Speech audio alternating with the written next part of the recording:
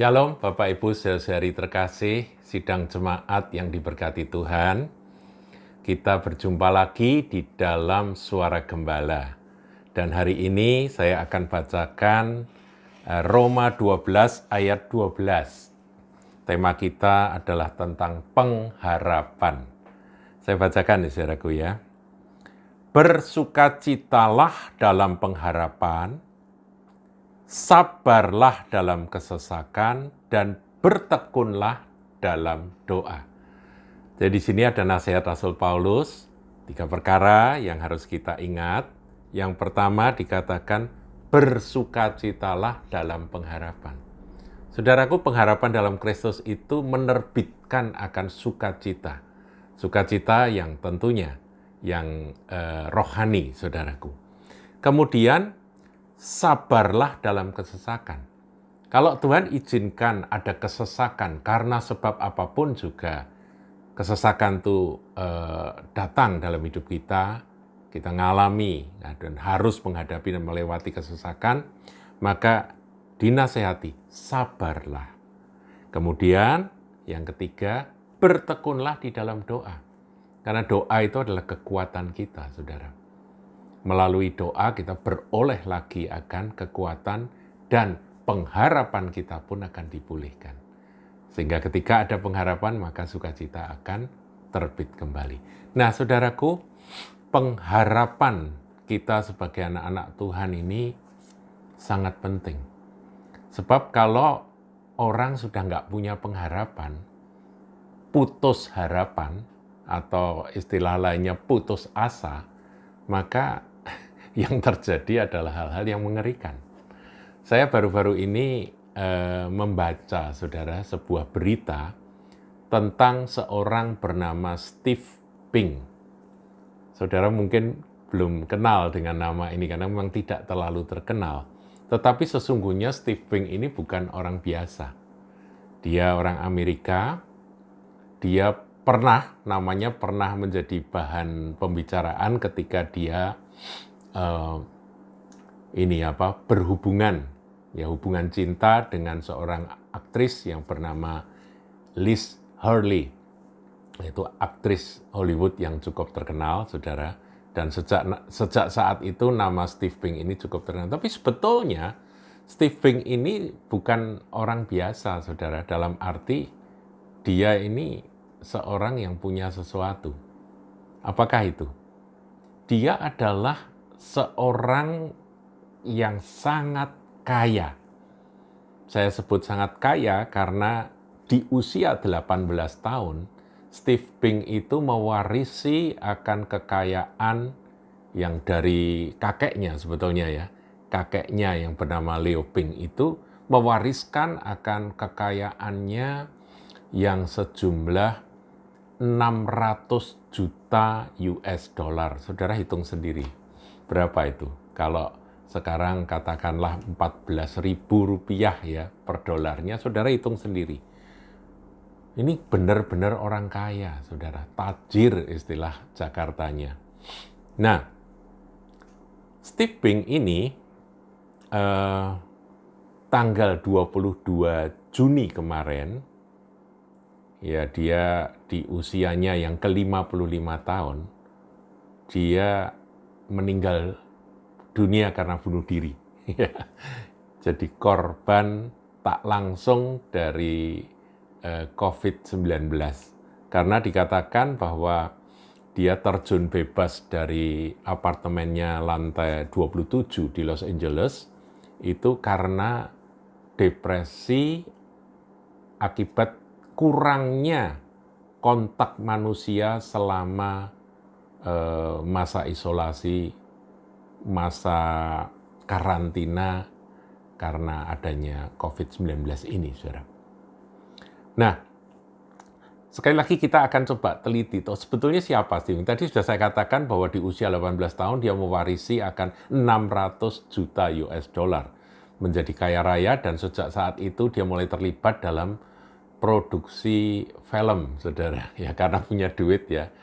Dan filmnya bukan film yang tidak laku, saudara. Saudara mungkin masih ingat ya, di beberapa dekade yang lalu, ada film yang berjudul Missing in Action yang dibintangi oleh seorang jago karate yang pernah menjadi sparringnya Bruce Lee, yaitu Chuck Norris.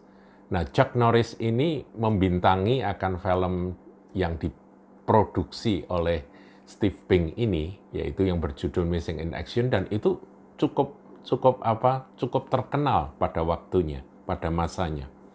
Nah, jadi saudara, Steve Pink ini seorang yang cukup aktif, saudara, cukup aktif. Dia memproduksi banyak film dan kemudian dia juga seorang filantropis, jadi seorang yang dermawan, jadi bukan seorang pelit. Jadi secara karakter dia seorang yang baik, saudara. Dia suka menyumbang. Dia menyumbang apa saja, dicatat, saudara, dia menyumbangi, ada catatannya. Dia menyumbang teater seni di Escanti, LA, kemudian museum seni dia juga sumbang, kemudian dia juga menyumbang program-program Universitas Stanford, di mana dia pernah menjadi ketua yayasan bagian apa begitu. Jadi saudara, Steve ini juga bukan orang yang pelit. Dia punya harta yang banyak dan dia murah hati. Dia suka bantu sana, bantu sini. Program-program universitas saya kira juga beasiswa dan sebagainya. Nah, dia terlibat di sana dengan uangnya yang berlimpah itu. Tapi ternyata dia tidak bahagia, saudara. Kenapa? Nggak ada sukacita di dalam hatinya. Begitu dia kena tekanan, kena depresi, ya tadi kan kita sudah belajar ya firman Tuhan, bersukacitalah dalam pengharapan. Dia kehilangan sukacita karena dia tidak punya pengharapan. Pengharapan di dalam Kristus. Sabarlah dalam kesesakan. Dia coba bersabar-sabar, nggak tahan, saudara. Kesesakan diisolasi atau kesesakan masa karantina pandemi membuat dia stres, depresi. Dan dia juga tidak bertekun dalam doa. Ya karena nggak punya hubungan sama Tuhan Yesus, saudara. Sehingga hal itu membuat dia putus harapan atau putus asa. Dan tentunya iblis mengambil kesempatan orang-orang yang tidak punya pengharapan ini didorong untuk melakukan hal-hal yang di luar nalar, saudaraku, yaitu dari lantai 27 dia melompat dan tentunya meninggal dunia. Nah, ketika meninggal dunia, orang-orang terkenal, saudara, semuanya mengucapkan bela sungkawa, termasuk mantan Presiden Bill Clinton, ya mantan Presiden Bill Clinton juga mengucapkan bela sungkawa. Kemudian penyanyi rock terkenal The Rolling Stones, yaitu Mick Jagger, juga mengucapkan bela sungkawa. Ia mau diucapin bela sungkawa seperti apapun, dia tetap meninggal, saudara. Menyedihkan sekali. Saudaraku, dikatakan bahwa pada waktu dia meninggal dunia, itu kekayaannya meskipun masa pandemi mungkin sepi, usaha, bidang usahanya nggak jalan, dia masih kaya loh, saudara. Dia masih punya 590 juta. Padahal dia sudah berpisah dengan Liz Hurley, pasti Liz kan juga menerima santunan atau pada waktu pisahnya itu pasti juga. Tapi tetap kaya, saudara. Jadi dia bukan orang yang jatuh miskin, bangkrut, kemudian dia stres. Enggak, saudara. Tetap kaya. Tapi dia hidupnya merasa nggak ada arti.